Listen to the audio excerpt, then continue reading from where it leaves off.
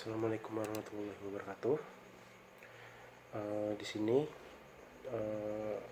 kami akan mempresentasikan tentang prinsip besar etika dasar Islami dan organisasi bisnis dalam Islam. Kami dari kelompok 2 yang terdiri dari Arif Setiawan, saya sendiri, Khairunisa Nur Aini Wibowo, Nabila Sausan, dan Nur Anissa Rohmah. Saya akan menjelaskan tentang prinsip dasar bisnis Islam. Beberapa prinsip dan etika bisnis dalam Islam yang perlu diperhatikan oleh setiap muslim. Yang pertama adalah tauhid atau kesatuan, yang mengandung arti bahwa alam semesta didesain dan diciptakan secara sadar oleh Allah yang bersifat esa, unik, atau aksiden. Tauhid mengantarkan manusia pada pengakuan Allah selaku Tuhan semesta alam. Dalam kandungannya meyakini bahwa segala sesuatu yang ada di alam ini bersumber dan berakhir kepadanya. Selanjutnya adalah khilafah atau perwakilan. Konsep khilafah dalam Islam menempatkan manusia dipandang sebagai wakil Allah di muka bumi. Keberadaan manusia sebagai khilafah Allah terletak pada daya kreativitas mereka dalam memakmurkan bumi. Karena sebagian upaya mewujudkan khalifah manusia, Al-Faruqi menilai pentingnya membangun pemerintahan dengan sistem khilafah. Selanjutnya adalah atau keadilan. Prinsip keadilan merupakan salah satu sumbangan terbesar Islam kepada umat manusia untuk dilaksanakan dalam setiap aspek kehidupan. Islam memberikan suatu aturan yang dapat dilaksanakan sebagai pengganti amalan-amalan tradisional yang amat bertentangan. Tetapi secara bersamaan, Islam mendidik mereka bertanggung jawab bukan saja kepada istri dan keluarga, tetapi juga dengan saudara-saudaranya yang miskin dan melarat. Negara yang akhirnya seluruh makhluk setelah mendapat manfaat dan harta kekayaan masing-masing, sudah selayaknya memberikan faedah yang sama kepada masyarakat yang lain. Tawazun atau keseimbangan. Keseimbangan ini sangat ditekankan oleh Allah dengan menyebut umat Islam sebagai umatan wasatan. Umatan wasatan adalah umat yang memiliki kebersamaan, kedinamisan dalam bergerak, arah dan tujuannya, serta memiliki aturan-aturan kolektif yang berfungsi sebagai penengah atau pembenar. Dengan demikian, keseimbangan, kebersamaan, kemodernan merupakan prinsip etis mendasar yang harus ditetapkan dalam aktivitas maupun etika bisnis. Selanjutnya akan dilanjutkan oleh teman saya. Yang selanjutnya saya akan menjelaskan tentang free will atau kehendak bebas. Kebebasan merupakan bagian penting dalam nilai etika bisnis Islam, tetapi kebebasan itu tidak merugikan kepentingan kolektif. Kepentingan individu dibuka lebar, tidak adanya batasan pendapatan bagi seseorang mendorong manusia untuk aktif berkarya dan bekerja dengan segala potensi yang dimilikinya. Jadi seorang individu mempunyai kehendak bebas dalam bekerja, berkarya, ataupun bersosialisasi dengan individu lain, asalkan tetap pada nilai etis dan norma-norma yang berlaku. Yang selanjutnya adalah responsibility atau pertanggungjawaban. Tanggung jawab atau responsibility terkait erat dengan tanggung jawab manusia dengan segala aktivitas yang dilakukan pada Tuhan dan juga tanggung jawab kepada manusia sebagai masyarakat. Karena manusia tidak bisa hidup sendiri dan tidak lepas dari hukum-hukum yang dibuat oleh manusia itu sendiri sebagai komunitas sosial. Jadi manusia juga mempunyai tanggung jawab kepada Tuhan dan juga manusia juga mempunyai tanggung jawab di dunia yang berupa hukum-hukum yang telah ditentukan di negara tersebut dan juga seperti hukum non formal seperti sanksi moral dan sebagainya. Dan selanjutnya adalah aspek dasar prinsip etika bisnis Islam. Etika bisnis Islami harus berdasarkan pada prinsip-prinsip yang berlandaskan pada Al-Quran dan hadis. Yang pertama, barometer ketakwaan seseorang. Dalam Quran surat Al-Baqarah ayat 188 yang artinya, dan janganlah kalian memakan harta sebagian yang lain dengan cara yang batil, dan janganlah pula kalian membawa urusan harta itu kepada hakim agar kamu dapat memakan sebagian dari harta manusia dengan cara yang dosa, sedangkan kamu mengetahui. Yang kedua adalah mendatangkan keberkahan. dalam Quran surat Al-A'raf ayat 96 yang artinya, "Jikalau sekiranya penduduk negeri-negeri beriman dan bertakwa, pastilah kami akan melimpahkan kepada mereka berkah dari langit dan bumi. Tetapi mereka mendustakan ayat-ayat kami itu, maka kami siksa mereka disebabkan perbuatannya." Jadi contohnya seperti kayak misalnya kita mempunyai usaha ataupun perusahaan yang berjualannya secara jujur, baik, sesuai nilai-nilai atau norma-norma yang berlaku, jadi mereka akan mendapatkan keberkahan dari Allah Subhanahu wa taala. Jika penjual tersebut atau perusahaan tersebut tidak menjalani sesuai dengan norma-norma atau nilai etika yang ada di wilayah tersebut, maka mereka akan mendapatkan sanksi ataupun siksa dari Tuhan itu sendiri. Melanjutkan presentasi dari teman saya. Di sini saya akan membahas aspek dasar prinsip etika bisnis Islam. Etika bisnis Islam harus didasarkan pada prinsip-prinsip dasar yang berlandaskan pada Al-Quran dan Al-Hadis. Yang pertama, mendapatkan derajat seperti para nabi, siddiqin, dan syuhada. Artinya, dari Abu Sa'id Al-Khudri, beliau berkata bahwa Rasulullah SAW bersabda, "Bisnis yang jujur lagi dipercaya atau amanah akan bersama para nabi, siddiqin, dan syuhada." HR Tirmizi. Yang kedua, pebisnis merupakan sarana ibadah kepada Allah Subhanahu wa taala dalam Quran surat At-Taubah ayat 5. Artinya, "Dan katakanlah, bekerjalah kamu, maka Allah dan Rasul-Nya serta orang-orang mukmin akan melihat pekerjaanmu itu, dan kamu akan dikembalikan kepada Allah yang mengetahui akan yang gaib dan yang nyata, lalu diberitakannya kamu apa yang telah kamu kerjakan." Selanjutnya, saya akan membahas aplikasi prinsip etika bisnis Islam. Aplikasi prinsip etika bisnis Islam ada 4. Yang pertama sidik, yang kedua fatonah, yang ketiga amanah, dan yang terakhir tablik. Ucapan, keyakinan, dan amal perbuatan atas dasar nilai-nilai yang diajarkan oleh Islam. Sidik adalah benar atau jujur, akan tetapi bukan hanya perkataannya saja yang benar, melainkan segala yang dilakukan harus sejalan dengan apa yang telah diucapkan. Seperti kehidupan, baik itu dalam berdagang atau berbisnis, dan dalam kehidupan bersosial, Rasul selalu mengamalkan sifat sidik tersebut. Salah satu sifat wajib Rasul yang harus kita tiru dan harus kita amalkan dalam segala aspek kehidupan kita. Karena dengan mengamalkan sifat sidik tersebut, maka dalam menjalankan kehidupan sehari kita tidak akan merasa cemas atau gelisah, berbeda dengan orang yang tidak menerapkan dan mengamalkan sifat sidik tersebut. Mereka akan selalu merasa cemas, gelisah, bahkan takut di setiap hari-hari yang mereka jalani. Yang kedua,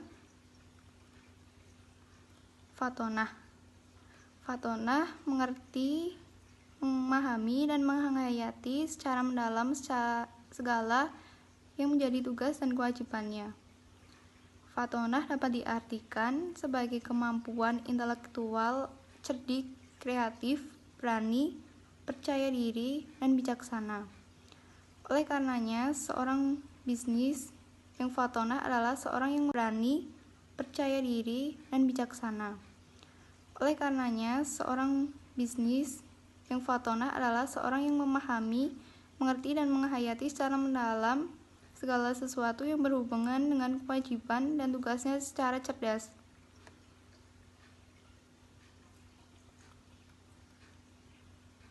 Fatonah sebagai kompetensi bisnis memberi berbagai keunggulan. Yang pertama, memungkinkan seseorang untuk berkreasi dalam melakukan berbagai inovasi untuk menghasilkan sesuatu yang bermanfaat. Kreativitas dan inovasi hanya mungkin dimiliki ketika seorang selalu berusaha untuk menambah berbagai ilmu, pengetahuan, dan informasi, baik yang berhubungan dengan bisnis maupun industri lain. Yang kedua, memungkinkan orang berkeinginan kuat untuk mencari dan menemukan peluang-peluang bisnis yang baru, prospektif, dan berwawasan masa depan. sekaligus siap menghadapi dan menanggung berbagai macam resiko. Yang ketiga, amanah, yaitu tanggung jawab dalam melaksanakan setiap tugas dan kewajiban. Amanah ditampilkan dalam keterbukaan, kejujuran, pelayanan yang optimal, dan ihsan atau bajikan dalam segala hal. Amanah di dalam bisnis juga disebut sebagai kredibilitas. Kredibilitas bisnis secara umum dapat diartikan sebagai kepercayaan masyarakat terhadap bisnis, baik yang menyangkut personil yang mengelola bisnis tersebut ataupun terhadap kegiatan usaha bisnis itu sendiri.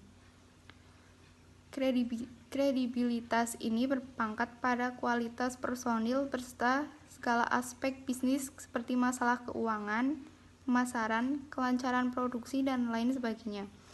Yang terakhir yaitu tablik. Tablik adalah mengajak sekaligus memberi contoh kepada pihak lain untuk melaksanakan ketentuan-ketentuan ajaran Islam dalam kehidupan sehari-hari. Seseorang yang mempunyai sifat tablik tidak akan menyembunyikan kebenaran. Dalam dunia bisnis, harus mampu mengomunikasikan visi dan misinya dengan benar, mampu menyembunyikan keunggulan-keunggulan produknya tanpa berbohong dan tidak menipu pelanggan. Nah, sekian presentasi dari saya. Wassalamualaikum.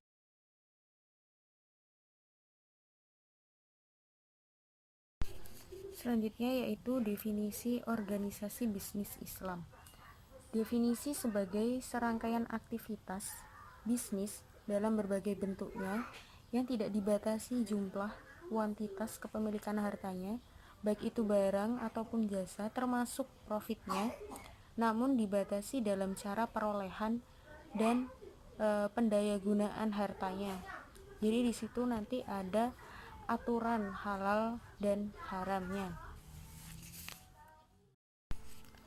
Allah berfirman, dialah yang menjadikan bumi itu mudah bagi kamu, maka berjalanlah di segala penjurunya dan makanlah sebagian dari rizkinya, dan hanya kepadanya lah kamu kembali setelah dibangkitkan. Quran Surat Al-Mulk ayat 15. Sesungguhnya kami telah menempatkan kamu sekalian di muka bumi, dan kami adakan bagimu di muka bumi sumber penghidupan. Amat sedikitlah kamu bersyukur. Quran Surat Al-A'raf ayat 10. Jadi kesimpulannya yaitu organisasi bisnis Islam merupakan keseluruhan koordinasi antar subsistem yang saling berhubungan dalam rangka mencapai tujuan usaha yang didasari aturan syariah. Jadi di sini organisasi bisnis Islam itu yaitu organisasi mengenai bisnis yang dimana setiap apa yang dilakukannya itu memiliki dasar yaitu Al-Quran. Jadi semuanya diatur sebagaimana aturan-aturan yang ada dalam Al-Quran itu sesuai syariat Islam. Selanjutnya yaitu urgensi organisasi dalam bisnis Islam. Organisasi merupakan hal yang penting dalam ajaran Islam. Bahkan kenyataannya dalam Islam tidak ada satupun yang dapat dikerjakan secara kolektif tanpa pemimpin. Pentingnya kedudukan organisasi dalam Islam juga terlihat dari kenyataan bahwa Allah Subhanahu wa Ta'ala adalah pengatur yang terbaik, sebagaimana dijelaskan dalam Al-Quran Surat Yunus ayat 3, yaitu sesungguhnya Tuhan kamu ialah Allah Subhanahu wa Ta'ala yang menciptakan langit dan bumi dalam 6 masa. Kemudian dia bersemayam di atas arsy untuk mengatur segala urusan. Tiada seorang pun yang dapat memberi syafaat kecuali sesudah ada izinnya. Yang demikian itu Allah Tuhan kamu, maka sembahlah dia. Maka apakah kamu tidak mengambil pelajaran? Selanjutnya yaitu tipe dan bentuk organisasi bisnis dalam Islam. Nah, di sini saya akan mulai dari bentuk organisasi bisnis dalam Islam. Yang pertama itu ada pemilik tunggal, dan yang kedua yaitu kerjasama. Pemilik tunggal merupakan Bentuk organisasi bisnis paling sederhana dan selalu ada hampir dalam non-spesialis ekonomi, yaitu merupakan jalan paling lama untuk memimpin bisnis. Dan yang kedua yaitu kerjasama, yaitu hubungan antar dua orang atau lebih dalam mendistribusikan keuntungan dan kerugian sebuah bisnis yang berjalan dengan seluruh atau salah satu dari mereka menanggungnya. Jadi di sini ada kerjasama antar dua orang atau lebih, yang di situ ada kesepakatan di mana mereka mendistribusikan keuntungan dan kerugiannya. Nah, misalkan dua orang itu memiliki usaha bersama dan mereka menyepakati bahwa keuntungan akan dibagikan untuk mereka berdua dan kerugiannya pun untuk mereka berdua. Itu contohnya. Nah,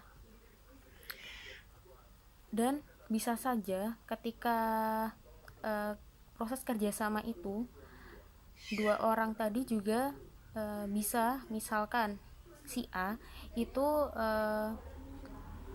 memiliki modal yang besar. Nah, dan si B ini pandai dalam menjalankan sebuah bisnis. Jadi si A tadi memberikan modalnya untuk si B dalam berbisnis. Jadi nanti keuntungannya akan dibagi dua sesuai dengan kesepakatan mereka. Mungkin itu yang dapat saya sampaikan sama teman-teman saya. Baik, kurang dan lebihnya kami mohon maaf. Wassalamualaikum warahmatullahi wabarakatuh.